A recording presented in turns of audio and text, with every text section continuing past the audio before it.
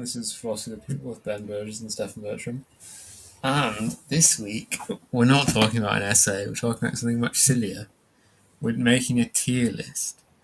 We're making a tier list of philosophers, but as is kind of concealed in the title and explained in the description, is a sentiment that I've found surprisingly hard to put into words, but is in fact very simple. Which is, rather than ranking the philosophers on how good we think they are, we're going to rank them based on how we would react to some other person saying, my main philosophical influence is X person. So, for instance, Aristotle, very good philosopher, as we discussed in our last Marx episode. But if someone says that Aristotle is their main influence, it might mean they're like some kind of insane Catholic, or it might also mean that they're an Ayn Rand fan. Because that's the answer that Ayn Rand would give. Yeah, no, that's very true. And most socialists don't spend enough time reading Capital to know how much Marx likes Aristotle. Right, so I mean, with Aristotle, I mean, obviously we're going to get to him, and pretty soon because he's at A. But he's definitely a man with varying influences, whose influence is kind of, and I mean, yeah, we're not even doing their influence, but specifically if right now in 2024 someone said to you, my main influence is Aristotle. Like, for instance, we'll get to it. Aquinas, I don't think it's a bad philosopher. If someone in 2024 is saying Aquinas is their main influence, that's very suspicious. Yeah, that seems right. So, talk about ranking philosophers themselves as opposed to their influence. Always, makes me think of ways that I've struggled over the years, or how I've answered if people ask me who my favorite philosopher was. Because, you don't want to say, I don't know. I mean, I feel like an asshole if I say, David Lewis or something, and it's like that I have to be like, oh, here's who that was, right? Well, hopefully whoever we hit is actually on this list, but I think it will be. Sure. But,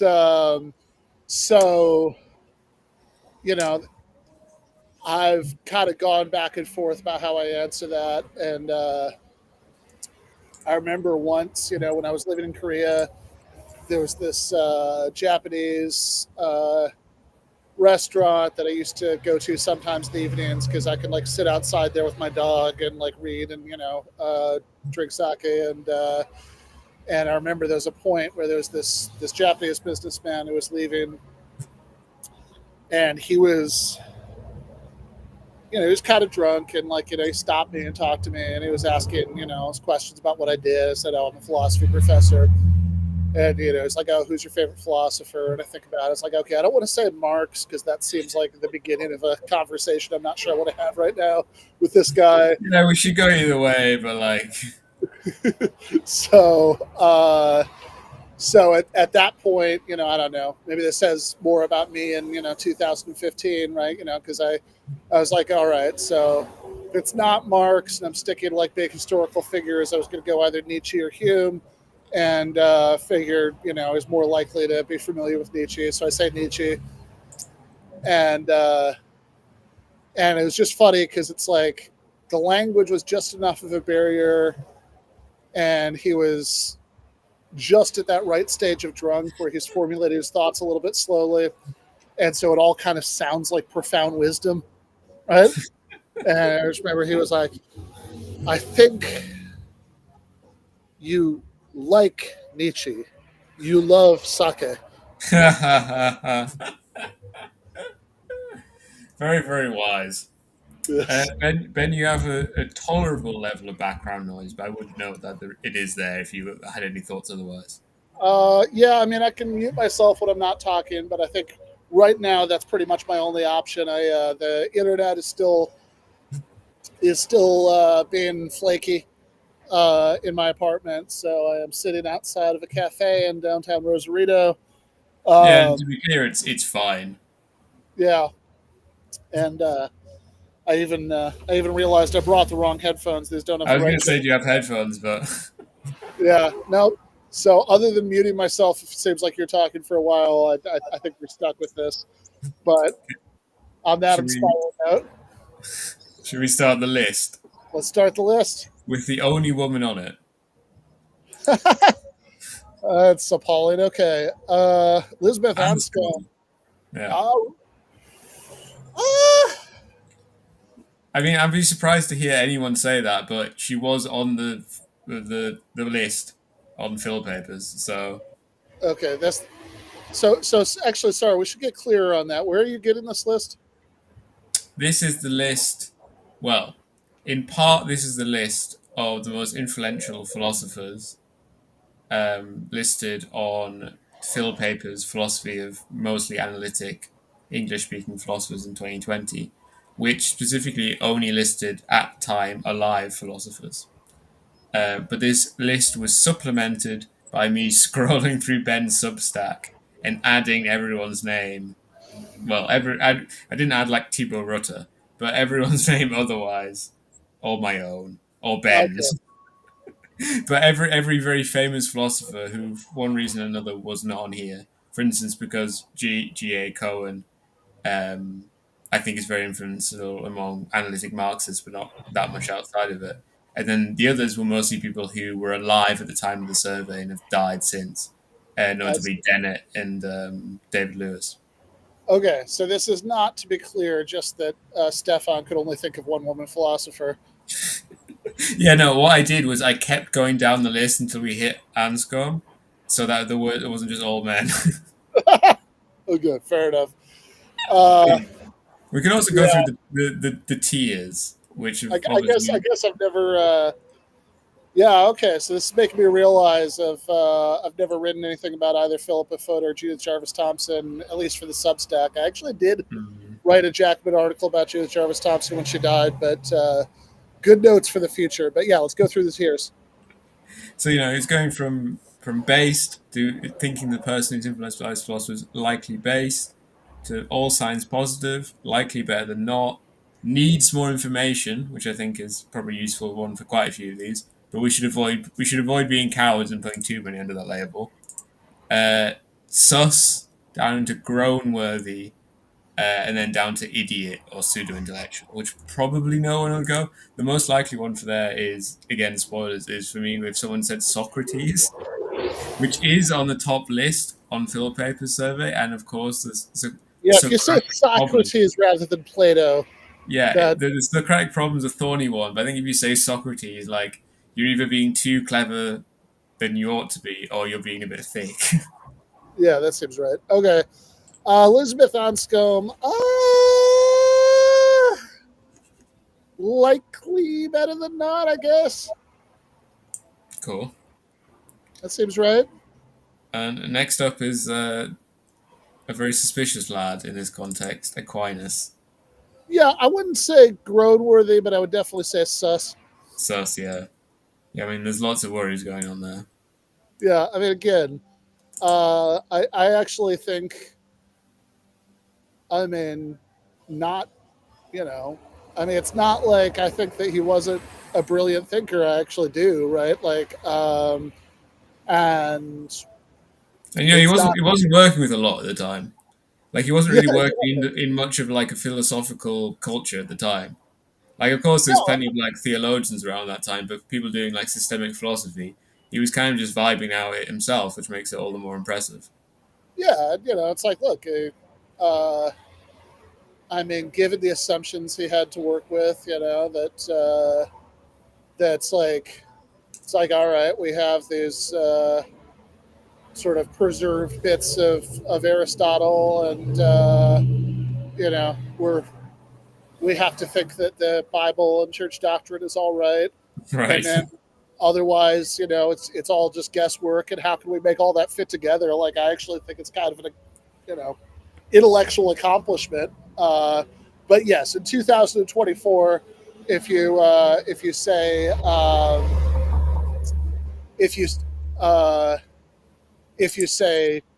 Aquinas, I do think that's sus. Tony's idea is actually good. I actually have mentioned Ayn Rand in the Substack, so we could have we could have included her. Yeah, I mean, it's not a bad idea, but obviously, I mean, it also would just be. Yeah, I mean, I guess it would be good just to fill out the bottom category because I don't think we're putting anyone else in there. Yeah, fair Um, enough. I think Aristotle's an interesting one because it's one which is clearly like not trans-historical.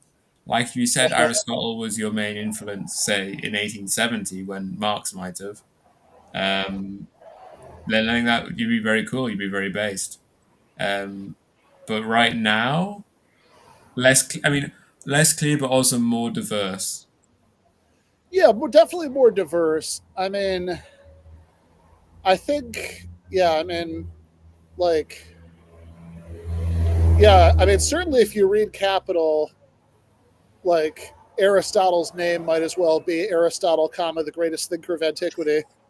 Uh, Yeah, as we said last week or whenever it was, the only man referenced consistently positively other than Marx's Fiancnier.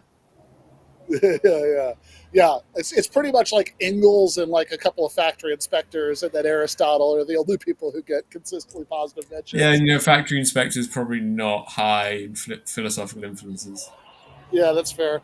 Um, I I mean, it is a like so. I think that it's definitely less sus than Aquinas, but it does partake of some of the same susness. Because so I would say needs more information. Yeah, I think that's fair. I mean, we should avoid putting too many in there, but I think for people like Aristotle, I think, unless I'm forgetting, comes first on the list. Yeah, because like, look, I mean, if in 2024 you're listed Aristotle, if you're listed Aquinas as your as your big influence, um, then like it's just barely possible that you don't come from this place and like there's some sort of like you have some set of views that we sort of can't guess at, but it's like really it's quite likely, right, that you're some kind of uh,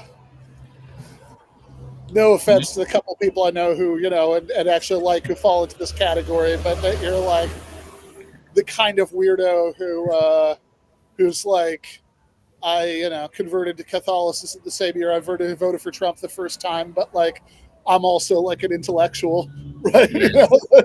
Which it's like whatever you.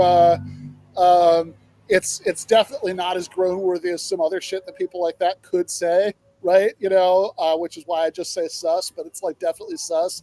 But it's like but Aristotle isn't quite like that because like Aristotle, it's like yes, if you list Aristotle, it definitely raises the probability that you're one of those people that I just mentioned. But on the other hand, it could also just be that you're like some like analytic philosophers related to virtue ethics. Yes. Carnap? Ooh,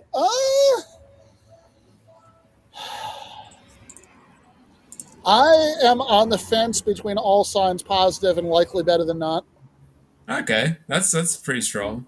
So obviously, I don't really think negatively of them, but I think there has been a lot of kind of. I feel like the appreciation of the Vienna Circle just gets like worse every year, like logical positivism and so on. I mean, look, okay, one, if you're saying Carnap specifically, you need like it's entirely possible that like if that's the analytic philosopher from that era that you're mentioning, that it that like and at least don't mind that he was a socialist. Yeah, So that's definitely important in favor.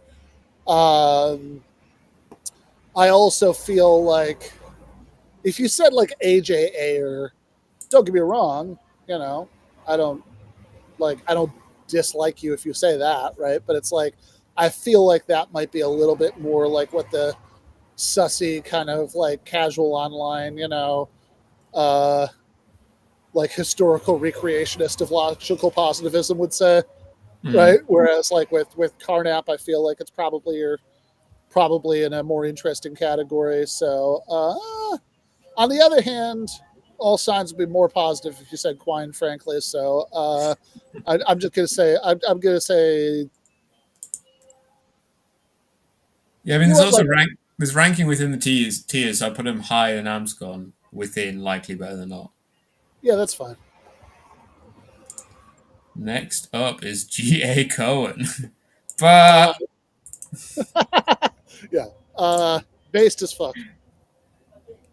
yeah, I mean, for me, I guess the thing is, there's two ways of going about it, right? If you just imagine someone to be an average philosopher, and they say G.A. Cohen, signs it very well.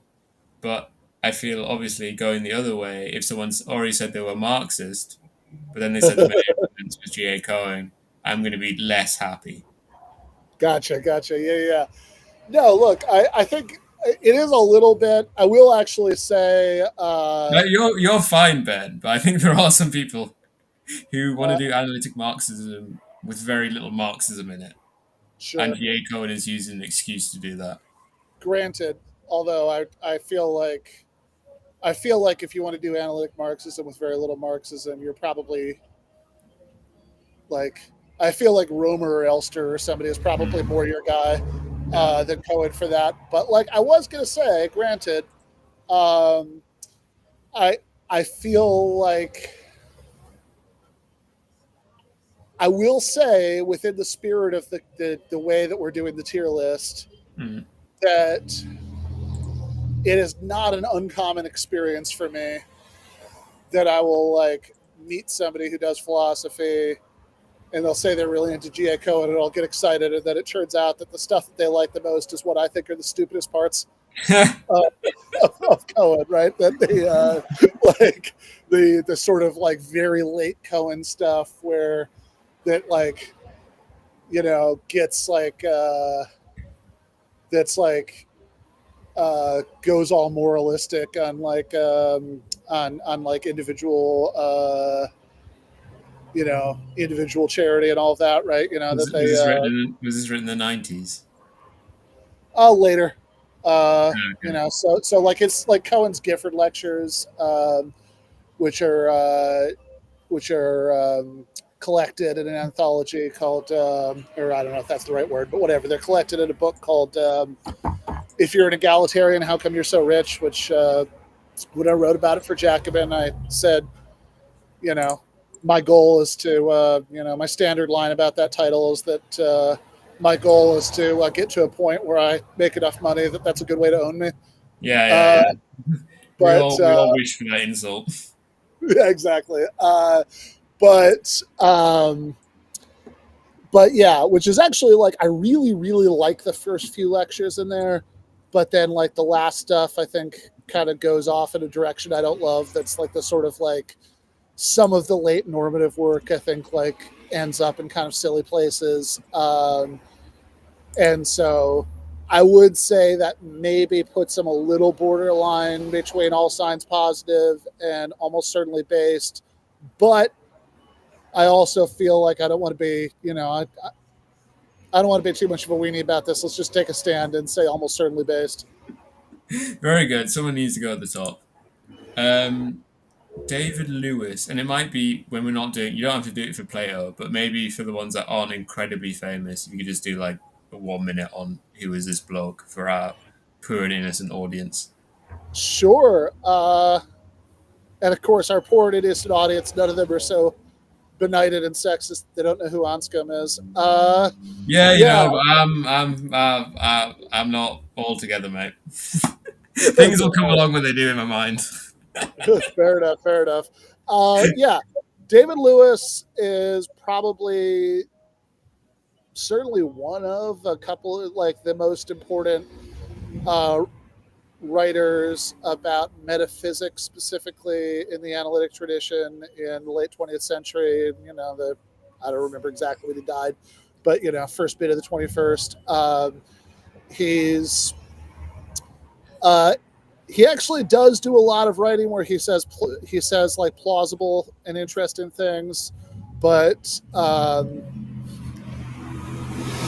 and he is actually I think an extraordinarily good philosophical writer.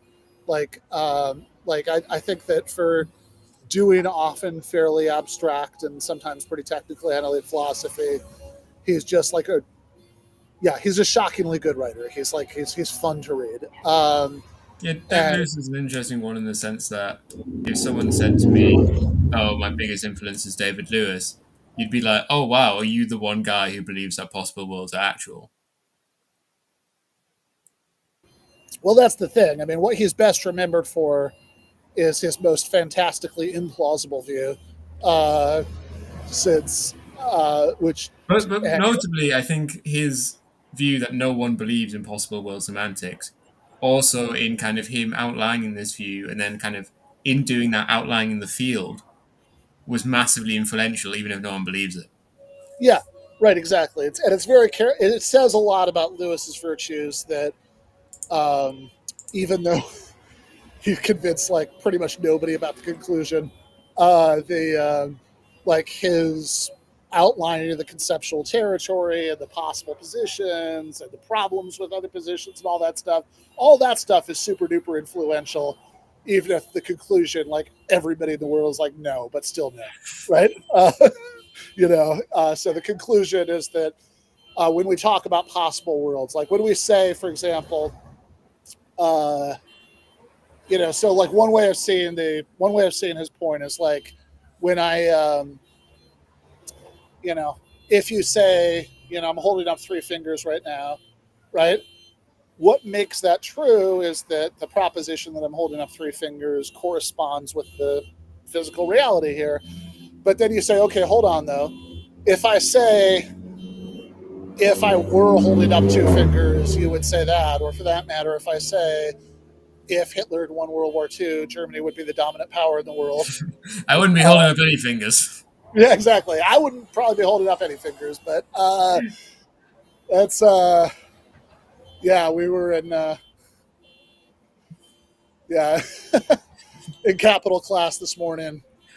Uh, we were talking about Marx saying in chapter in uh, in chapter 19 that the law of value only starts to have really free reign under capitalism, and I was going through some of the reasons why it didn't in earlier systems. I was like, well, there was the prohibition on charging interest.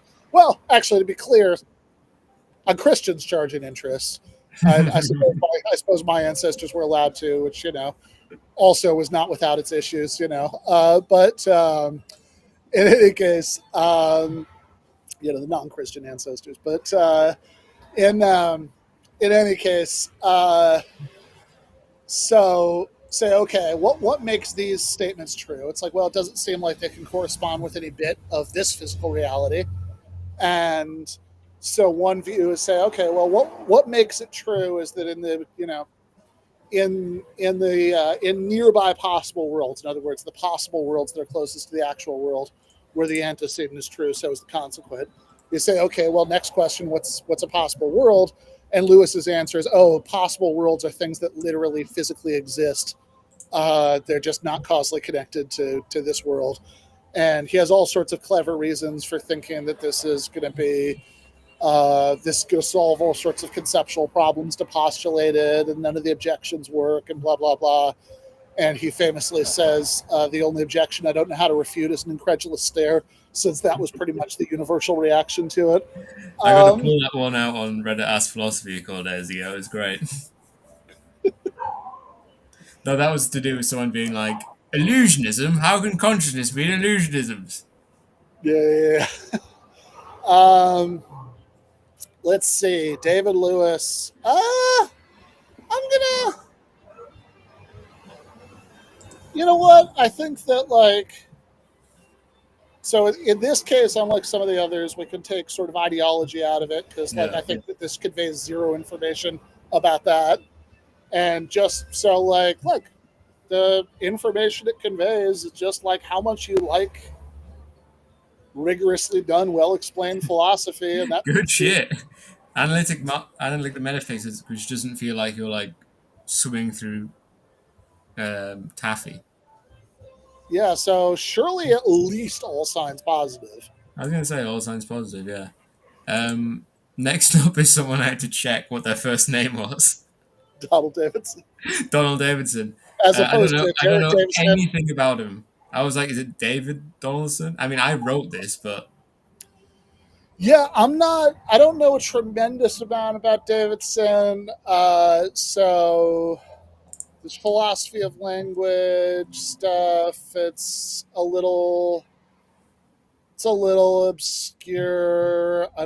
There's kind of a reason I've never looked that much into this, but it's like fine. on a list of most influenced analytic philosophers, blah blah, he beat Nietzsche, Hegel, and Heidegger.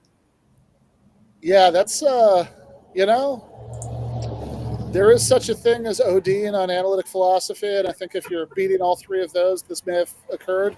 I mean, he got 44, which is a lot. It's the same Yeah. as James and Parfit and Dewey. I mean, you know what? If there's ever a time for needs more information, it's Yeah, like what? we don't really have any information. Yeah, what is it about Davidson that is speaking to you? Okay, Dennett. Big man Dennett. Absolutely huge. Yeah, The guy that when people ask on Reddit Ask Philosophy, do you think there'll be a philosopher of the 21st century who's remembered like Leibniz or whatever? I was bring out Dennett. oh nice. You know, yeah, I have some. Yeah, I have some friends who are Dennett super fans who like I generally really respect you know what their philosophical sensibilities, right? I'm not like I haven't spent that much time with the dude. I mean, like probably the longest I've spent thinking about him was when I wrote that essay about how the New York Times got all of his views wrong in their obituary of him. Right. And you knew enough not to get him completely backwards. Yeah, exactly. So let's think about. And I will say, I realize we're supposed to be ranking how we would react to somebody listed as an influence rather than his views themselves. Right, because so, obviously he is influenced. He was one of the horsemen of the what the fuck are they called? yeah, The new atheist horsemen. I can't remember exactly. the actual phrasing. Yeah, exactly. He's one of the four horsemen of new atheism. So it's possible that in fact, there is like a pretty sus way that somebody could have them, like there is a pretty sus thing that this at least increases the possibility of, which is that like he's your biggest philosophical influence because he's the only philosopher you've read because you've only read the classics of new atheism, in which case you probably suck. But you suck less than others because, for instance, you might have been a Sam Harris fan, and then you read Dennett's review of Harris and went, "Oh wow, this guy's not very good. Actually, I'll go with this other guy who's better." You know what? That's true. If you have if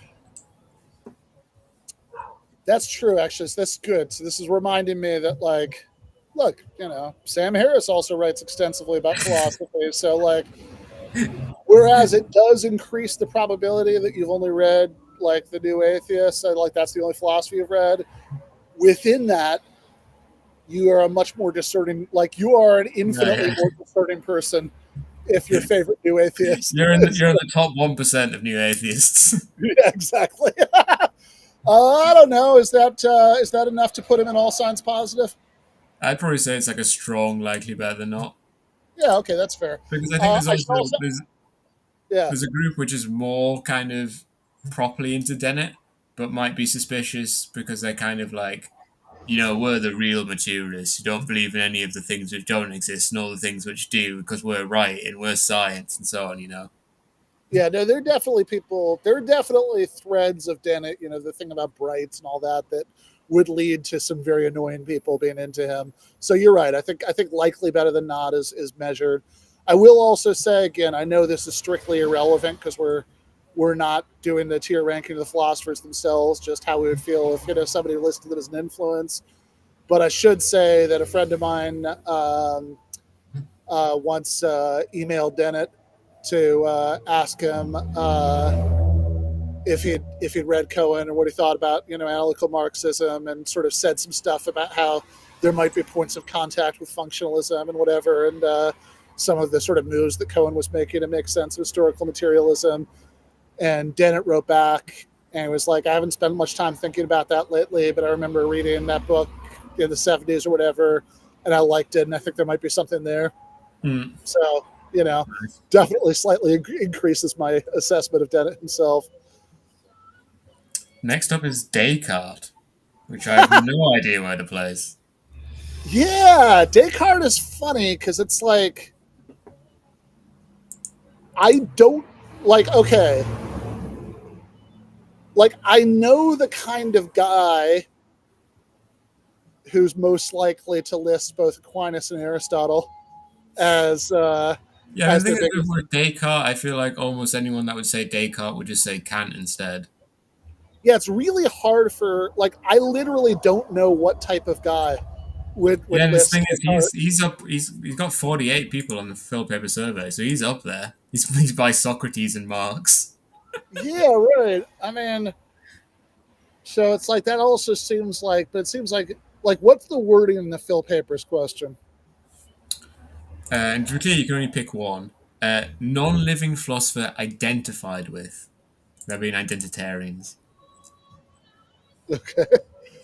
I mean, this might be one where we need more information, but not in the sense that we need more information about the person, just me and you need more information. Yeah, because it's like, look, I think Descartes is an interesting philosopher. I mean, I think he's like Lewis in a very different way, right? But like Lewis, he's somebody who all of the views he's best remembered for are really implausible.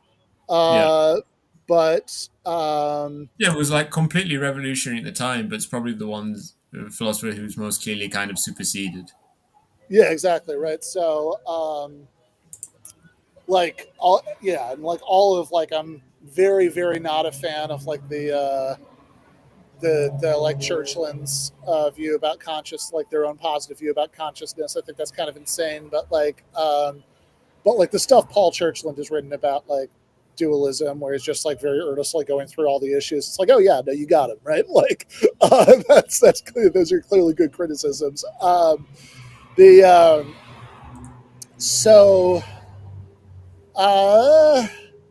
So yeah, like he's like Lewis in both senses, right? Both in that the views he's best remembered for are really implausible, and also that he's a good philosophical writer, and also that he's like smart and interesting and worth reading.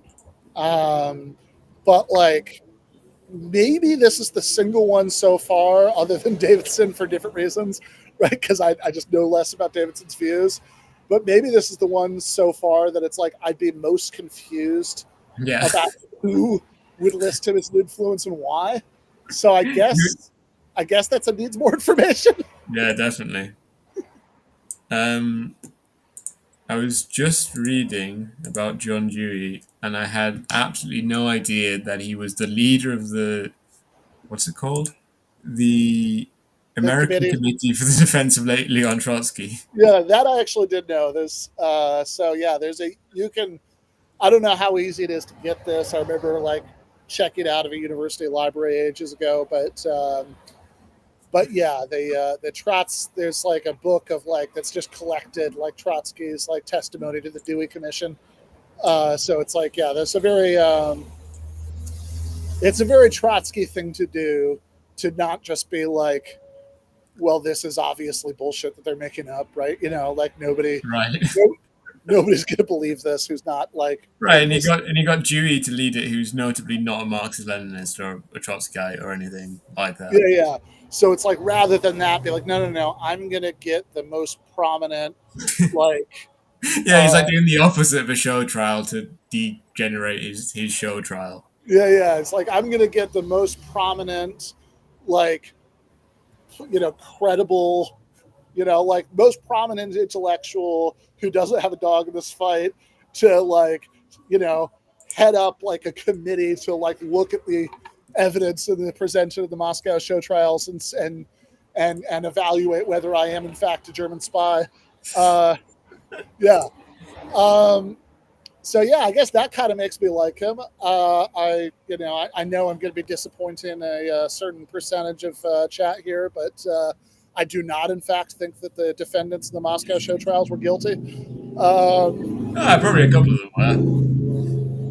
But and that would be a very like obscure reason to like Dewey if that's like why you're somebody's listing him, right? But yeah, I don't know. I mean, I guess to the extent that I've actually tried to read Dewey's philosophical writings, I could see there are some views there that I like. There are some views there that I think are kind of silly. The actual presentation of all of this is not exactly clear, right? Like I could definitely remember reading some Dewey in the past and thinking like, okay, this is like, it's all very readable in a certain way, but if like I finished reading it and you asked me to like explain exactly what he meant, I would really have to struggle with it. And so if you listed Dewey, if you're like, oh yeah, that's my guy philosophically, then I guess I would slightly suspect you of having an affectation for like reading like obscure philosophy that like makes you feel smart because like you can like plunge through it and you think you figured it out. That sounds like a sus to me. Yeah, that's fair. Next up is not the Frankfurt School. We're not collectively doing the Frankfurt School. Rather, we're doing Harry Frankfurt. Harry Frankfurt. Who I didn't realize that the artist for this show, Give Them an Argument, had just used his Wikipedia profile picture, but I'm glad he did because it's a very nice picture. Yeah. Yeah. Okay, so Frankfurt. This might fall into the category of we should take a second to tell people who that is. I think it's very important for moral responsibility and free will, but probably not known to people outside of philosophy. Yeah, exactly. If you do know, if you don't read academic philosophy papers and you do know who this guy is, and it wasn't because like you took a college class in college where it was assigned, right? So I guess in which case, yeah, then probably that means that you're at the right age, that you remember his book on bullshit. So he was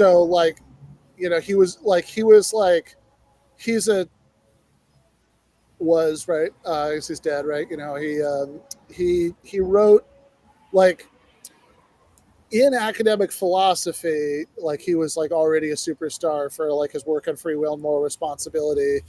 But he had his 15 minutes of fame with the broader public because he wrote this like weird little coffee table book called On Bullshit, where he's giving obviously like nice, fun title to have down there.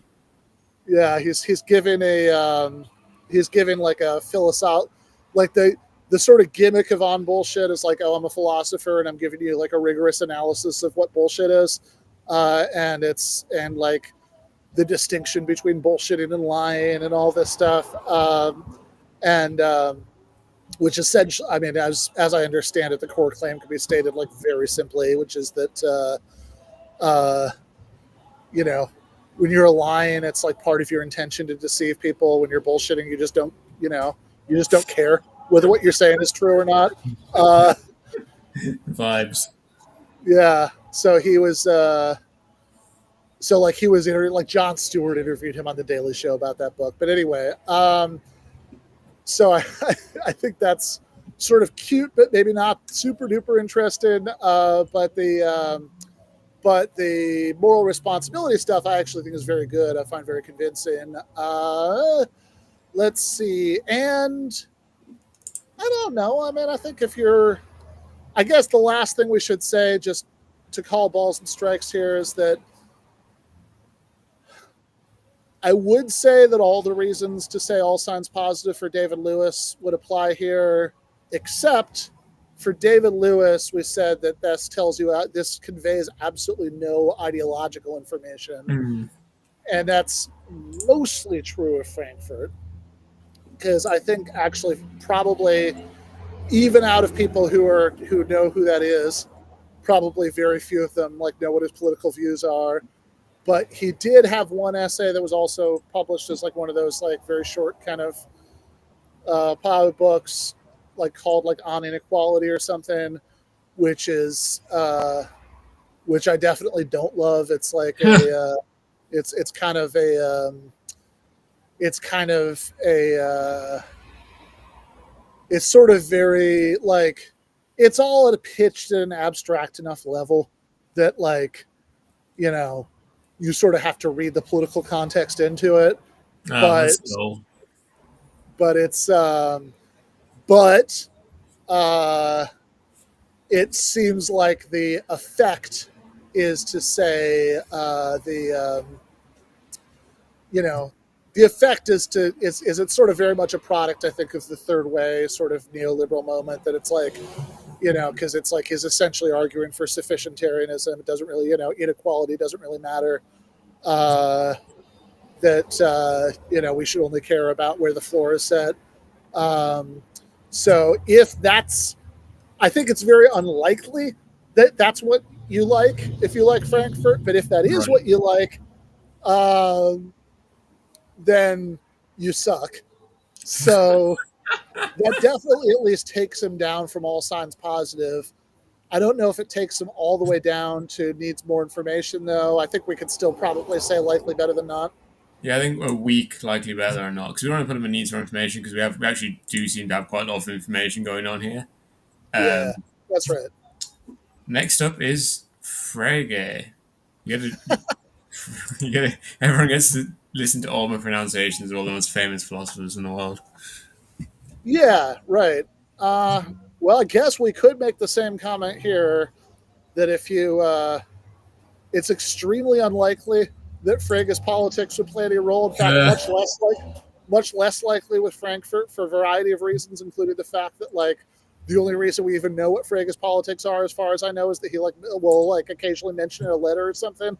Yeah. But that said, if he lived a couple decades longer, analytic philosophy probably would have had a Heidegger problem, because he would. Right, because Frege is mostly like a posthumous philosopher, like Nietzsche. Yeah. I mean, Frege is like, I think was like, pretty like reactionary German nationalist, militarist, at least somewhat anti-Semitic, So if that's what you like about him, then that would be grown worthy. But I also think like I also think there's like a 0.01% chance that somebody who listed Frege that would have anything to do with it. Especially considering, incredibly, he is 4th, 5th, 6th, 7th on the list. Yeah. And like probably what this just tells me is you like rigorous philosophy of language and, all that. So I guess that's all signs positive. I mean, not all signs, but fuck it. Like we have to be a little coarse-grained here. Yeah, we're trying for as long as possible not to go double rows in any. Yeah. G.E. Moore. I don't know. There's a lot of people on here of these like cusp 19th, 20th century philosophers who I just really don't know much about. Yeah, because it's like, I don't know. It's like, I mean, I know. So G. Moore, I mean, he's like one of the founding fathers of analytic philosophy. He makes what I think is ultimately a silly, ultimately kind of a silly, but at least interesting challenge argument about ethics, right? The open question argument. Right. That, you can't reduce moral properties to anything else because you can always ask of that other thing, is it good? Which, yeah, whatever. We have a lot of confusion because he called the thing the naturalistic fallacy. Then you'll have him coming and being like, oh, so the naturalistic fallacy is a fallacy. You have to be like, it's not an actual fallacy. He just thought it was. Yeah, the naturalistic fallacy is the fallacy of disagreeing with Moore. Yeah. Yeah. So I don't know. I kind of enjoy the ballsiness of his argument for the existence of external objects, which is actually very well represented on YouTube. Although you do have to be watching the screen for it, which is here. I'll prove that external objects exist. Here's one. Here's another one. Yeah, that is possibly the most based essay anyone's ever written, and I'm a big fan of it. I don't know. I just don't have a strong intuition about where to put more. Yeah, fair. Now we're getting to a juicy 3. Yeah. Hegel, Heidegger, Hume. Yeah, right. Okay. Starting off with Hegel, and I think thus far, Hegel, for all his merits, for me is the lowest down on this list, because I think if someone says their primary influence is Hegel, I think it's probably if they're analytic, it's less suspicious. If they're continental, it's like, oh my god, I do not want to talk to you. Yeah, if you're maybe we could actually put an even slightly finer point on this. If you're a non-Marxist continental philosopher, and your primary influence, even though, to be clear, if we were just doing a ranking of philosophers, yeah, it'd be an entirely different question. Hegel would be way up there, right? But yes, if you're a non-Marxist continental philosopher and you list Hegel as your big influence, then you probably suck. Yeah. So does that mean sus? I think maybe it's like a very bad sus. I was going towards grown-worthy, but I guess our next guy will probably take that. Yeah, let's do sus. Heidegger, actual member of the Nazi Party. Not that it's particularly relevant, but you know. No, it is actually a bit relevant because, yeah, sure, it is. It is in fact relevant. I don't know. Because, look, if nothing else, Frankfurt, it's like a little bit of a deep cut. Like, what is politics even word? Even that's mostly by implication. Frege, it's like, yes, we do know from the historical record that he had a bunch of terrible political views, but it's like so obviously irrelevant, that because it's like it's as irrelevant as if he'd just been a mathematician, which he sort of was anyway, right? And everybody kind of knows that. Whereas Heidegger, one, it's not a deep cut. Like the fact that Heidegger was a Nazi is one of the 3 things that you probably know about him if you know anything about Heidegger, and so everybody knows that he was a Nazi, and so he's implicated in his kind of Volkschist approach to feminology. Well, that's the thing, right? That's the other thing. So it's one, everybody knows it, which means that if you list Heidegger, that actually does non-trivially raise the probability that you don't mind that he was a Nazi. And I'm not going to name the person on air, but there's somebody who's married to a close friend of mine had this last time I was hanging out with them, she was telling me the story about being in some political theory seminar or something. We were talking about Heidegger, and she just kept kind of bringing it up. We stuck it. He's a Nazi. Isn't that I did have someone on Reddit Ask Philosophy being like, "Are you calling him a Nazi just because he's a member of the Nazi Party?" And I'm like, "Yes." Yeah, that seems correct, right?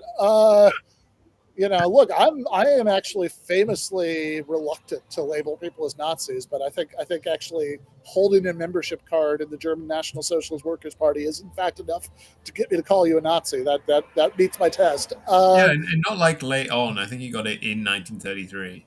Yeah. And even if you and it's oh yeah, he was only a Nazi for a little while. It's yeah. But that makes him. I mean, it makes it, obviously we're not talking about how good Heidegger is, but it does make him worse that he basically got owned by the Nazis. He was like, "I should be your official ideologue," and they were like, "No." Yeah, exactly. And then even if you look at some of the stuff that he was privately writing at the end of World War II, he sure didn't seem to have become an anti-Nazi by then. Yeah. So yes, the fact he's a Nazi is very relevant just for that. That again, everybody knows it, so it's part of their assessment. And 2. as you say, it is not, in fact, it's not like Frege. It's not entirely irrelevant to his philosophy, because like all of this sort of like, oh, you should listen to the primal wisdom of the simple Bavarian peasants, and we need to go back to these like earlier concepts that we've lost because of the influence of degenerate triple parentheses intellectuals. It's like yeah, And of course, I the fact that the Nazi movement in Germany was fundamentally a modernist one, which kind of destroyed all the things that Heidegger liked, and saw them in the end all get filled with strategic bombs. Again, just makes him seem worse and more owned. yeah. So all of that, and then whereas look, Heidegger's clearly a very smart guy, and there are going to be some complicated things we need to bring up here, but also just on a real basic level, like he just pioneered the absolute worst, most dogshit philosophical writing style. Like, Right, because I mean, Heidegger is one of the few philosophers to come out and be like, I am deliberately writing in a weird way because I want to communicate a weird point, which is different from what others are saying. Which I think, if you're going to write weird, is the most fair way to do it. I think his inheritors have actually been worse than that because they don't make this sort of thing clear, yeah, or don't come out and say this, or aren't willing to admit it. yeah, because his Don't even have a inheritors, reason to do it. They're just doing it because they think it's cool. yeah, his inheritors are like, oh, this is how you write philosophy, right? I read Heidegger. Right. Yeah. So it's like, yeah, he's just a massively bad influence in like the direction of continental philosophy after him. And I will say, just to be totally fair about this, if you are like, if I have the antecedent information that you're like an analytic, like philosophy of mind person, and then you're like, oh, I'm into Heidegger, then I have like an impression of which bits you probably like, and that does definitely raise my estimation. But also, there aren't that many of those people, so I think we could say grown worthy. Very good. Hume. I mean, I love Hume. I understand that's not what we're here to talk about. Second on the But, list. if I were just like, if I were doing the philosophers who've influenced me, I mean, Hume would be way up there. I mean, not for nothing is his image on the cover of my first book. So I guess the question, and also to the Heidegger point, if you like Hume, you probably enjoy clear, Right. clear, well-written philosophy. I don't know. I mean, is there a specific? I mean, I feel like saying Hume is saying like most boring, generic kind of analytic philosophy answer. Yeah. It's like it's a little bit like the sort of gimmick that I do that I sort of mean, but it's also kind of a shtick that where like people start talking about bands, and I'm like, oh, have you ever heard of Led Zeppelin? Yeah. Like, I think it's even less interesting than saying Aristotle. Yeah. So it's sort of uninteresting, but also Hume is good, and you're probably picking up on good things. So I don't know. Is that a likely better than not, or is that a needs more information? What do we think? I think it's probably just a week likely better than not. Okay, that's fine. Does he fit in? No, he doesn't fit in. It's two lines Damn now. it. All right. Okay. Herschel. Jesus. I don't know. He's not as bad as Heidegger. He's definitely not as bad as Heidegger. And I mean, yeah, as a writer, is not as bad as Heidegger. As somebody who was not, in fact, a Nazi, in fact, on the other side of the fence, there is not as bad as Heidegger. I'm just trying to think who's the kind of guy who would say Husserl is my big influence. Yeah, no idea. Well, I mean, Heidegger would. Until he wasn't allowed to by, his Nazi publisher. Yeah, right. I don't know. I mean, I kind of feel like that might be a needs more information. Yeah. Kant. I think Kant's an interesting one because obviously this is again kind of going to the Hegel thing, where Kant is obviously massive, revolutionary, very good, and so on. But I'm not sure what I would think of someone that would say. I would instinctively, my impression is negative of someone that would say my main influence is Kant. Feels like someone that would, be like, no, they need to arrest the shoplifters. I can see that. Yeah. Luigi should go to prison for the full term. um, yeah. Yeah, because, like. And to be clear, I even think his moral philosophy is very good, but I'm just suspicious of people who take it very seriously. I feel that, yeah. Yeah, right. Because, like, yes, I actually think his moral philosophy is really interesting and insightful, but, like, also, I feel like it has tremendous appeal to the kind of people who just, like, want, very simple, inflexible answers. Um, Look, I I think Kant.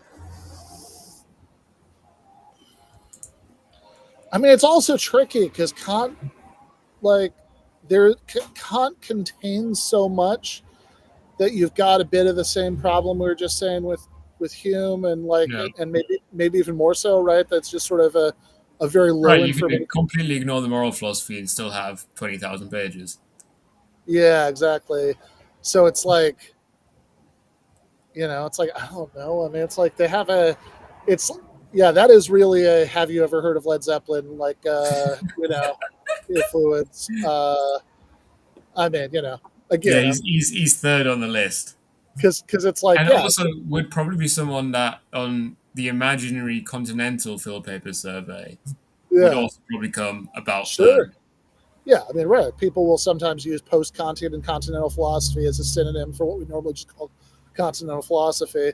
Um, yeah, I mean, so I think that, yeah, it's sort of the ultimate low information answer, right? It's like, this just doesn't tell me anything about who you are and what you're into, because it's like, yeah, it's like, look, you like Kant.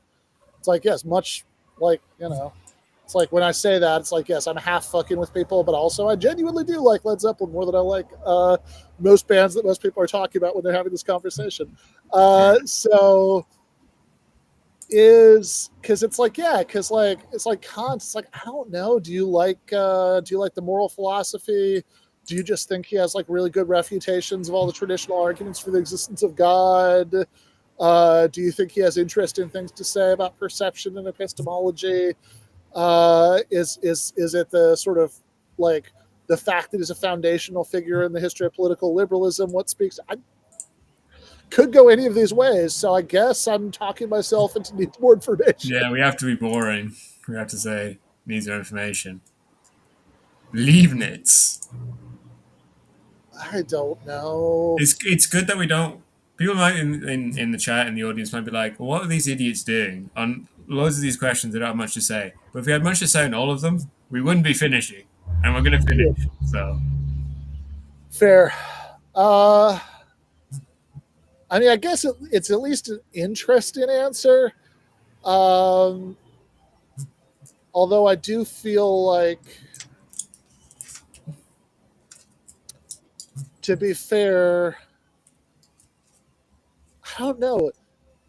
Yeah, what's the guy who's super into Leibniz? yeah, Uh, I haven't met that guy. I mean he still beat Amscom in the list, so as well Uh-huh. as as well as Nietzsche, Hegel, Heidegger, Husserl. Sorry, needs more information. Bang, Locke.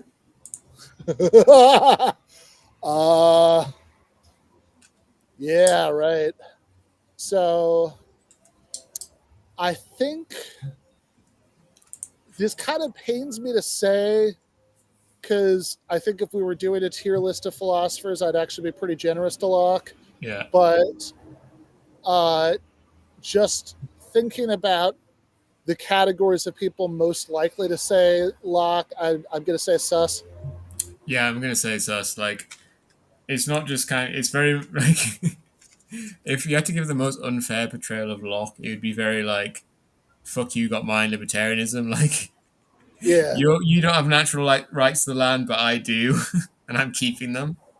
Yeah, I mean, certainly the fuck you, I got mine libertarian is the single person most likely to list Locke as their big influence. Yeah.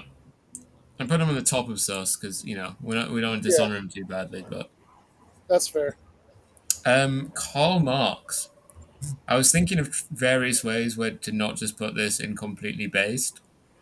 Because I was thinking, like, okay, so you're in an analytic philosophy department. Someone comes to you and says their main influence is Marx. You're like, hell yeah.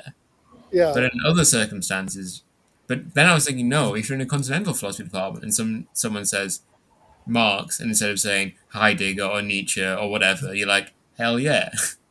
Yeah, look, is it true that lots of people who like Marx suck in various ways? Of course it is, but like, is there any context in which this would not be extremely positive information about somebody? No.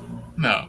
And that's the thing, like, and the thing is, sus Marx fans are likely to say Hegel or Stalin or whatever, like. Yeah. It's like, yeah, that's like the thing that's like the least, and also the kind of person who's a sus Marx fan, Marx is the only thing separating them from being much worse than they are. Yeah. Mill. I think this is one where the fans are definitely worse than the guy again. Yeah, because I think the guy is actually pretty great. Yeah. I think some of his fans are going to really suck. Because I think for me, it's a very like kind of like boring answer, like an undergraduate answer, a guy who's only read 3 books answer. Yeah, it is a bit of a guy who only read 3 books answer. It's also like it could just mean that you're a really hardcore utilitarian, which is like a kind of person I don't dislike as much as I dislike the hardcore libertarian. Never mind certain categories of Heidegger fans, but is definitely a person I don't think much of in general. Not you, Neil. You're fine.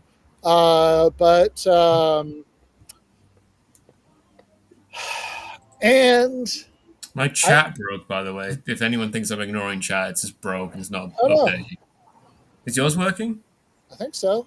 Do you have a message after 10:03? Oh shit! Sure. Well, 3 minutes past the hour, wherever you are. Sure. Nope, I don't. So I guess it is broke. Yeah. I just checked on the YouTube, and people are talking to us. We're just not seeing it. Yeah, fair enough. I'm actually curious enough. I might open up the.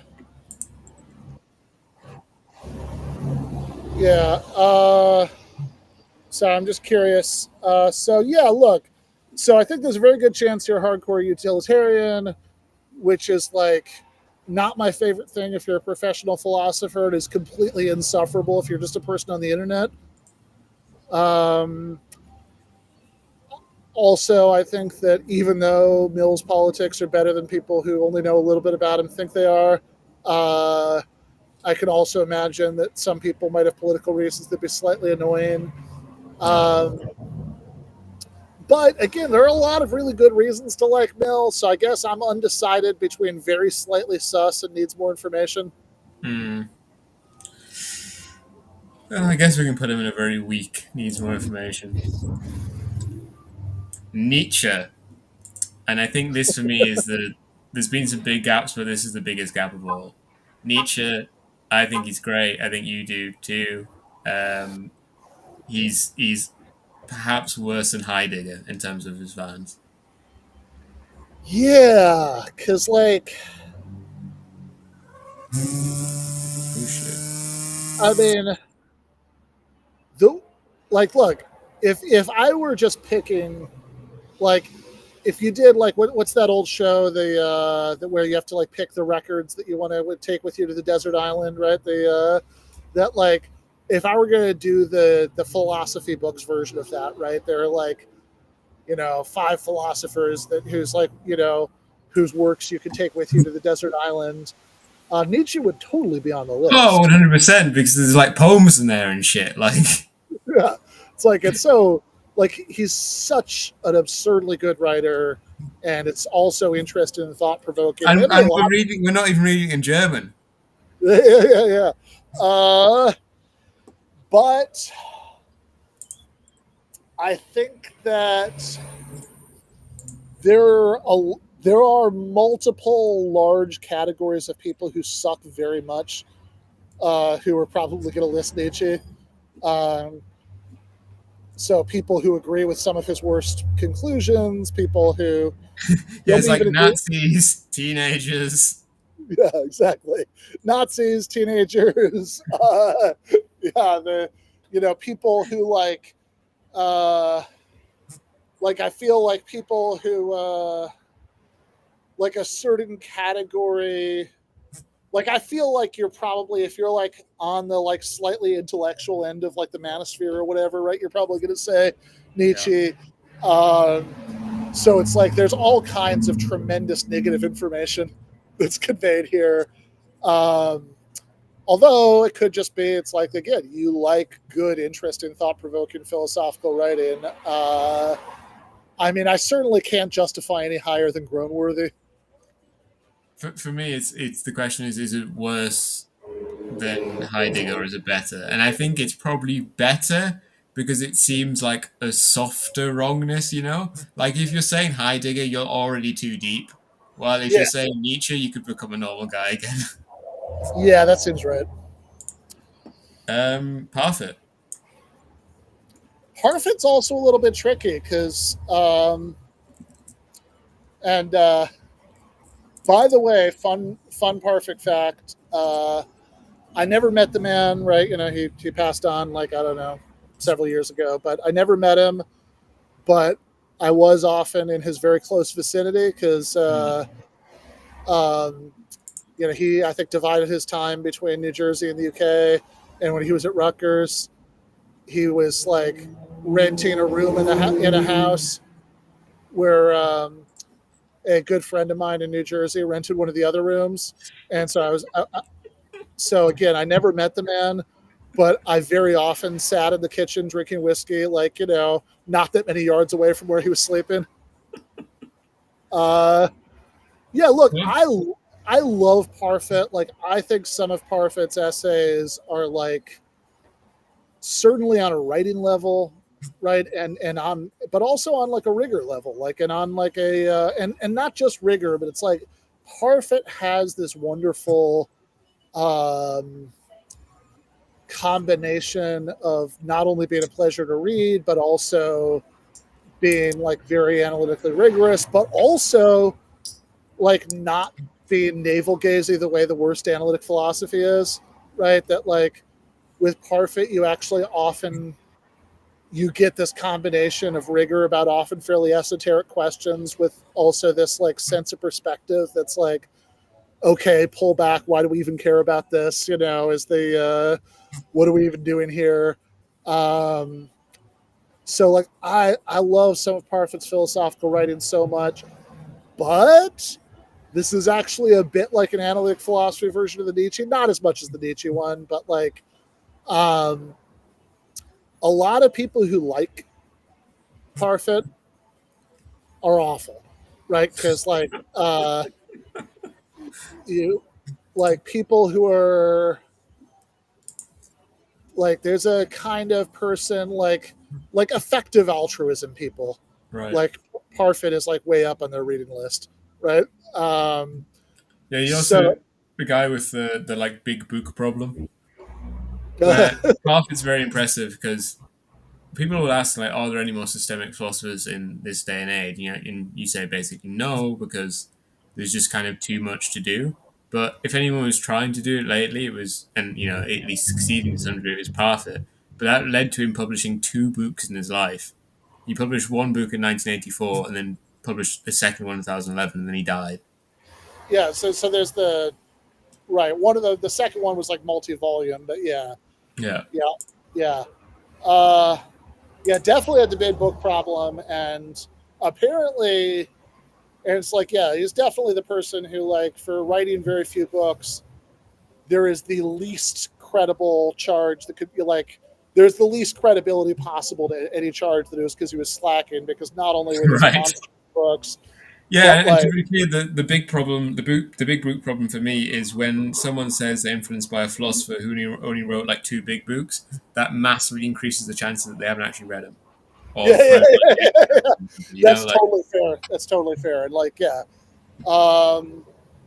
And also, apparently, like, I don't know, like, after he died, I heard all these stories about how Parfit would, like, was such a weird workaholic that he would, like, you know, read Kant while he was brushing his teeth and stuff. So, that seems like would require a kind of setup which just isn't justified for the action, you know. sure, yeah. Oof, Parfit. Yeah, as much as I like Parfit, I think I'm gonna have to say at least mildly sus. Cool. Try to put him ahead of Locke. There we go. Plato. Plato, surprisingly, actually not in the top 10. I think he's 11th. Which is so funny, right? Because No, he's 10th. the classic assessment is that all of Western philosophy is, footnotes to Plato. Yeah. I don't know, man. I mean, look, I understand that we could sit around and come up with Some different guys, some and guys rotate them around. Yeah, we could come up with some guys that we don't like who would definitely list Plato. Yeah. But I also just kind of feel like, I don't know, that just means you like what's good. Yeah, and I mean, I think the dialogues are really cool. Like as a literary form, I think appreciating them is cool. Yeah, They I also think have like some of the most obvious like gay shit going on in published philosophy, so they can't be well, bad. that's also very true. Not to put too fine a point on it, there's when you say gay shit, right? There's the what's the joke? It's like, no, that's not pedophilia. It's what's the other philia? It's the Ebophilia. I've never actually said it out loud for good reason, but yeah, it's the letters go that way. yeah. It's it's definitely shaded into that. So I guess you could be. So I guess this probably. I guess one of our guys should be an Amble guy, but no. That's actually a little unfair. The thing I'm thinking of was the symposium is can be interpreted as talking about people we would consider consenting adults, but he's like the youth in Greece was kind of between like 15 and 25, so it depends on what end you're going for. They just kind of had a different idea of things. Yeah, that's fair. Yeah, I don't know. I would say Should I just go next Aristotle? I would, yeah. No, I don't know. Let's do likely better than that. Oh wow, he's going above Aristotle. Well, again, as a philosopher, that might be the other way around, but I'm still going to say that. I'm glad for your bravery. It's very good. Proudhon. For me, this is very bad. This is like, because basically, I think if you say Proudhon, you're basically saying Marx bad, and we have Marx good at the top. So Marx so bad kind of has we've to got be to have Marx bad pretty low. Yeah. I mean, it's like at a certain level, I respect the fact that you actually took the time to read Proudhon, never mind formed an opinion, but but also as a guy who's primarily remembered for being polemicized against by Marx, that alone conveys some negative information that it's sort of the it's sort of the back when I shared an apartment with a very diehard Boston Red Sox fan, and I had to 1 week as a gesture of irritation. When the Facebook layout was much more primitive and like all of the things that you liked like came on the thing, I put likes New York Yankees, as a as a gesture, right? So it's like, yeah, I think. So yes, that is very negative information. Also, as speaking as somebody who's in the 0.01% of people who've heard of Proudhon who've bothered to read him. Yeah. Terrible writer, like incredibly obscure. Like he just writes like a parody of like how like a French philosopher would write. I think Groenworthy is fair. Where are we placing him? I guess probably better than the others. Actually, I don't know. I don't know, man. Somewhere in there. We can go anti-Semite, filio-Semite, anti-Semite. Yeah, there you go. Yes, also extremely anti-Semitic. That's also true. Yeah. Putnam is fun because, like, in a very different way than David Lewis, saying that you like Putnam conveys no ideological information because, like, David Lewis hardly ever even obliquely referred to politics. Putnam I had no idea that Putnam was a Marxist-Leninist. Putnam is the opposite problem, that Putnam at one point or another in his life had every political position. Right. I see that he was at some point an anti-revisionist Marxist-Leninist. Yeah, he was. He was called Stalinist by everyone that isn't an anti-revisionist Marxist-Leninist. Exactly. There's fewer syllables. Putnam. This is like my kind of party trick piece of information that like so few people know it, but like it's always fun when you're hanging out with philosophers because to be able to, it's like, yeah, Putnam at one time was a member of the Progressive Labor Party, which is what you just said. He's also got his bad points. He also took, I think he's at various points was pretty Zionist or whatever. He's had all sorts of political positions. I don't know. And then philosophically too, it's like he definitely was not suffering from the big book problem. He wrote extensively about a lot of things over a long time and took a lot of positions. So it's like, I don't know what you like in Putnam tells me, except for that you like analytic philosophy. Or Stalin. Yeah, or possibly Stalin. You're possibly in the very narrow, I guess like Wittgenstein, you're in the very narrow overlap of people who like both of those things. I guess you just need to go needs more information, right? I think so. Quine. Yeah, I think that's generally positive. So Quine, I should say, is like the most important 20th century philosopher that non-philosophers don't know about. He is sixth on the list. Yeah. Incredibly influential figure within philosophy, but unlike, say, Dennett or even Frankfurt a little bit, right? He never had the slightest interest in speaking to anybody but philosophers. So he has the longest notable ideas list I've ever seen on Wikipedia. It doesn't fit on my page. I have to scroll to see it all. Yeah. Man had a lot of notable ideas. Ideologically, no information. I actually think he probably was at least mildly conservative, but like whatever, he didn't write about politics. I think that tells me that you like,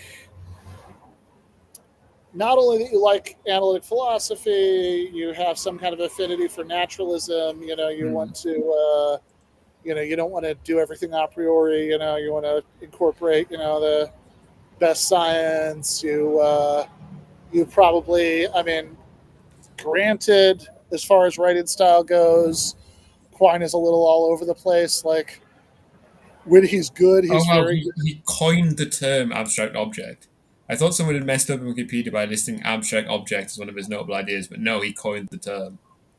sure. Yeah. Uh, yeah, I mean, I don't know. You really like philosophy. You probably have at least some good instincts. I would go likely better than not. Yeah.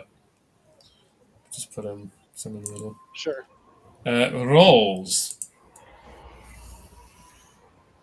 It's an interesting one, for you especially. Yeah, because, like,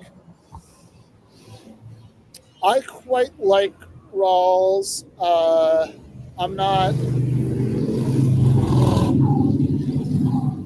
I mean, he's a boring writer, but, like, I like him enough to forgive that. It's one of the ones where if you thought someone was a liberal and they say Rawls, you're like, nice. But if you thought someone was a socialist and they say Rawls, you're like, ah. Sure. Uh, yeah, right. Yeah. I mean, again, I'm very soft on Rawls. Like, I actually think that it's like, I don't, I don't think all of it works. I think some of Cohen's, criticisms, land, but like, I have generally positive feelings about Rawls. I mean, the problem is, it's like, I think the kind of baseline philosophical liberalism that Rawls represents, like, and I actually think, like, apart from Cohen, like, most of the criticisms of it are actually kind of stupid. Like, I think that there are, like, many popular criticisms of it that just sort of miss the point. But so I think the kind of baseline philosophical liberalism he represents is just sort of like obviously right, but uh, it sort of conveys very little information about the guy, right? Like because it's like, yeah, if you say you like Rawls, that's like, okay, fine. I mean, that certainly ideologically conveys very little information. That basically just tells me that you're like not a libertarian. Yeah. Right? Like, you could be a socialist. You could, okay, actually, look, since we're not doing the ranking of the man or his ideas, we're just doing a ranking of, like, the people, Yeah. of, like, what we would think about somebody if they listed as an influence. You could be a socialist, but it is much more likely that you're just normally liberal. Yeah. So I guess, I was actually going to say, like, quite a strong, likely better than not. quite a strong what? Likely better or not. Yeah, that's fine. I did just try to send a message to YouTube. I could make a And it a failed. case. Oh wow, okay. So I I could think make we're fully disconnected. it sad. Oh, let's see. It's still Yeah, broadcasting, to be clear, but I can't even send a message. Yeah.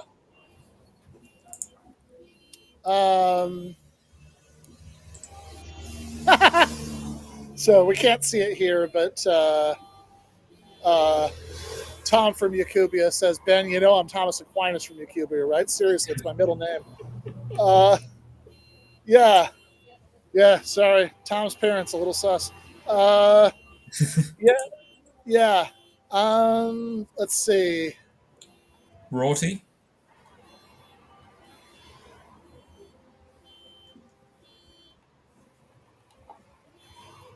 Yeah, so I was just going to say on Rawls, I could definitely make a case for a lower category, because again, you are overwhelmingly likely to just be a normally liberal, but it would make me sad if I saw this tier list later and Rawls was all the way down here, so we'll just keep him where he is. Rorty, I don't know.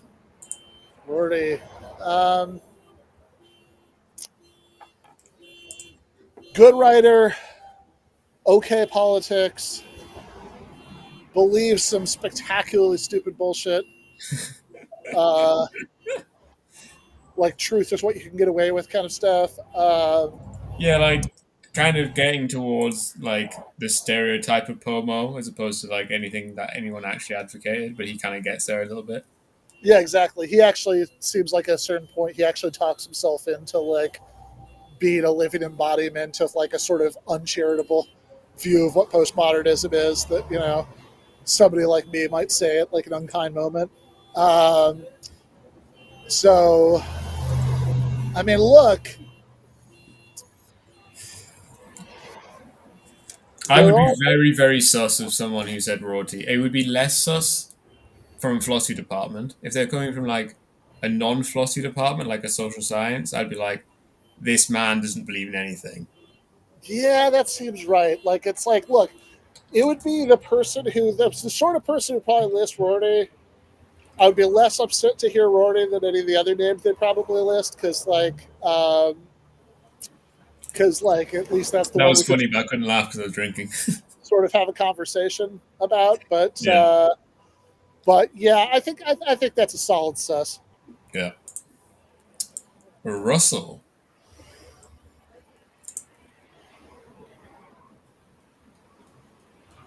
I mean, It's hard it's to good. say. I mean, it's kind of a bit like G.E. Moore, but I guess the difference between G.E. Moore and Russell is that Russell did a lot of popular stuff. Yeah, exactly. I mean, look, if nothing else, I think that the teapot was a real disaster for online discourse, but it's not his fault because he died a long time ago. I mean, he was making a perfectly reasonable point. But yes, I think that a lot of people kind of ran with it in ways that don't quite capture the point. Yeah, I mean, look, I have such fond feelings about Russell that I don't really know exactly where to put him on the list. Like, I do think that he, like, Moore at his worst makes, I think, kind of goofy arguments. I don't think that Russell ever does. I mean, Russell's wrong about some stuff. Yeah. Uh, both like, His history of philosophy is quite bad now. yes, his history of philosophy is sort of famously bad. Like, not like it. This is not like a hot take. Like, it seems like everybody, including Russell fans, will And sort it of kind cheer of for it gets worse the closer he gets to his present. Like I think the Nietzsche section is renowned for being like incredibly bad. Oh my god, yeah. No, it's yeah, the Nietzsche section, yeah. Like yes, they like everybody everywhere will sort of cheerfully admit that his history of Western philosophy is awful. And And obviously he's wrong. it is widely read by people who haven't read that many books, unfortunately. That's true. So it could be that if you're a non-philosopher and you say Russell, that's because that's what you read, in which case Yeah, that's very bad. yeah. Uh, I will also say that as far as politics, it is a fairly widely known thing about Russell that he was that he yeah, I mean whatever, I mean he I mean, wasn't a he's a big Marxist, anti-nuke guy, wasn't he? he had problems, but yeah, certainly in the bomb sense, I don't know that he had any views on nuclear energy, but Yeah. in Yeah, I mean, he was only the only one of these kind of turn of the 20th century philosophers who got to have a view on nuclear weapons because he just refused to die. yeah, exactly, yeah, he just lived so long, yeah, he did, yeah, and so it's like, yes, whatever. Not a Marxist, but like generally left wing and admirable views on like almost every political view question almost all the time. Yeah, And so people, despite all the negatives we've said, I think I'd put him in like you better than not. yeah, I think so. Singer, who I think if we'd done this maybe 5 to 10 years ago, might have been in the upper section. But now, due to kind of historical, social, political developments, might be very far down. Yeah, I think that again, if we were doing a ranking of philosophers, it would be an entirely different story. I do think Singer's a good philosopher. But since we're doing a ranking of what we would think about somebody based on listing Singer as a big influence, I mean, I think Sus is fair. Yeah, I mean, I think like a pretty bad sus too. Yeah. Put him above Aquinas. Um, Socrates. Idiot soup. Yeah, Yeah, we already covered this, but I mean, it's like basically Socrates, as we know him, is a literary character, not a philosopher. Exactly. So if you say Socrates instead of saying Plato, then that's either a sign of ignorance or you're just being weird. Yeah. Like I don't understand what you think you're doing, or actually possibly the worst option, it's because like you've read some real bullshit about like the like that has the word Socratic in it. Yeah, Uh, yeah. Like, oh, actually, these 8 dialogues exactly give us the thoughts of Socrates, while all the rest are Plato's rambling, and I know that because of reasons and yeah, purposes. exactly. Oh my God, yeah. Okay, yep. Okay, that's an easy one. William James. I don't know. Do you? Yeah, I don't know, man. I mean, it's I don't know that I go as far. I mean, how do we differentiate him from Dewey, or do we not? Like, basically. Uh-huh. Uh I mean, I think he's a clearer writer than Dewey. Mm, Um I think that the stuff I'm on the fence between Grownworthy and Suss because like whereas in a certain sense James himself, again, if we were ranking philosophers, probably deserves better. I think that I think that he's best remembered for silly shit, leap of faith, all that, and like to a certain extent just pragmatism, which I also basically regard as silly shit. mm. And nobody is like, oh, but I don't like William James for his views. I like him for some David Lewis kind of reason. It's like, no, that doesn't really exist for James. And as I understand it, he helped give birth to Alcoholics Anonymous and hence to like many, many of the world's most annoying people. Uh, Yeah, because you're like kind of like, well, it's good that Alcoholics Anonymous exists, but maybe if it didn't exist, there would just be a better Alcoholics Anonymous, yeah, exactly. It's like which isn't based on weird Christian stuff. it's good for alcoholics to be in recovery. It's very bad for them to prattle on about Best you know steps. the steps and all that. Good God. Yeah. Okay. You know what? I think James is grown worthy. Oh wow, jeez, bro got hit. Um, and finally, Wittgenstein. I'm really not sure on this one. Yeah, Um, I have no idea. I mean, because it's like, look, I sort of know the guys who like Wittgenstein, but I don't know that I have strong feelings about them. he is fifth on the list, so there are allegedly lots of them, but Yeah. um, I mean, maybe I'm suspicious of Wittgenstein guys because once upon a time I was one. Yeah. But Uh, I was a teenager at the time.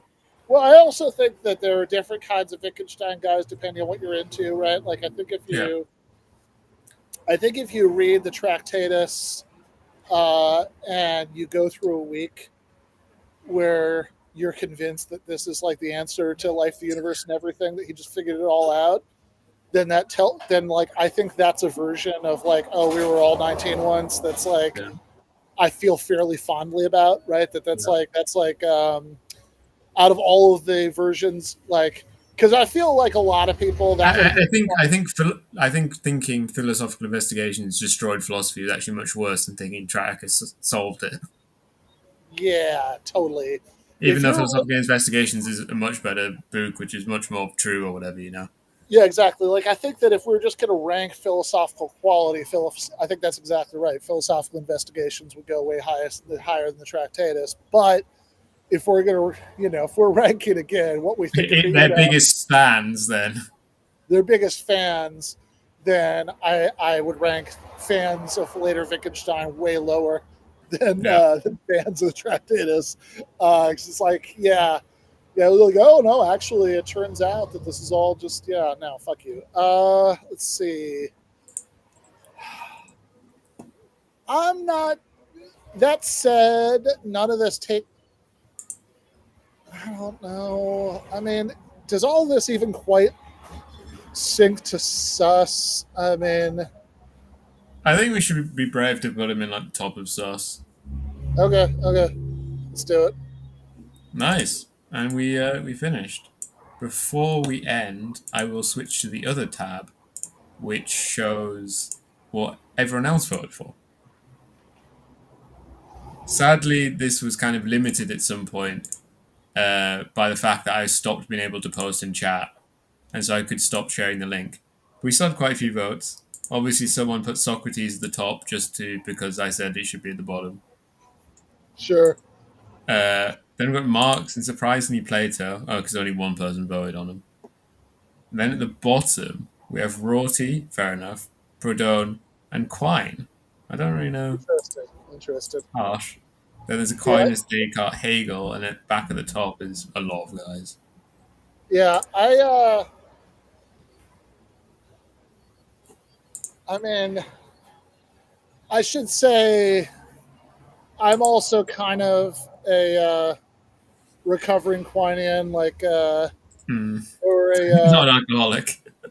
yeah. Like what I was saying about reading the Tractatus and thinking that Wittgenstein, early Wittgenstein figured everything out, right? Like I kind of went through like a pretty long period of sort of thinking that Quine had figured everything out. And it's like you just had to like supplement Quine with historical materialism or something. And Right. If we just did Marxist Quineanism, we'd solve everything. yeah, exactly. And I've kind of gotten over that. Like I see a lot more problems with a lot of Quine's views now, but like, I still think like, by far like one of the smartest and most interesting, non-political philosophers of the 20th century. And this, though I don't think we really announced it as such, this is our last episode before Christmas. Or at Yes. least or at least the last one that Ben will be on. Yeah, I might do something alone. I am going on YouTube break. I will. I'm actually. I think next week we're like pre-recorded a couple of things to release during break, but I'm basically going on YouTube break for the next few weeks till sometime in January. So yes, if you want me to throw you the keys to do a couple episodes while I'm gone, you're certainly more than welcome. But I'm at least. I'll probably do something next week on the 22nd. I definitely won't do anything on the 29th. And I might do something on whatever it would be, the 5th or something. Well, I will commit if so, because that, I do kind of feel the obligation to have at least a couple things on the channel every week, so, if you do, that's great for me. But but yeah, I'm out of here until sometime in January. Great. Great. I mean, I'm not surprised. That was one of our longest episodes ever, though Ben was very late. I was very late. But he is also in a calf and without headphones and so on. So it's not like he was just sat in his room being like, wonder what I should be doing right now. No, I was actually doing my capital class, so the internet is still sketchy at home. So I went over to Jason's to do my capital class in the morning, and then when that finished, I was like, okay, at a certain point, right? I mean, like I got to have his apartment back. And also I had nothing of substance for breakfast because I was just I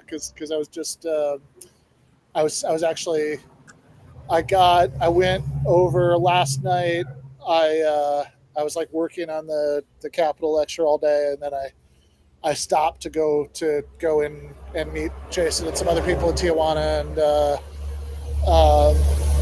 and then I got up early this morning to finish, so I had like nothing of substance for breakfast. So I was like, okay, 2 birds, 1 stone. I can grab some chilaquiles and use the cafe's internet. Car drives by. Yeah.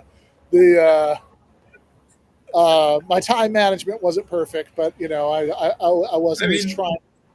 Your background noise was never like insufferable, so which was surprising.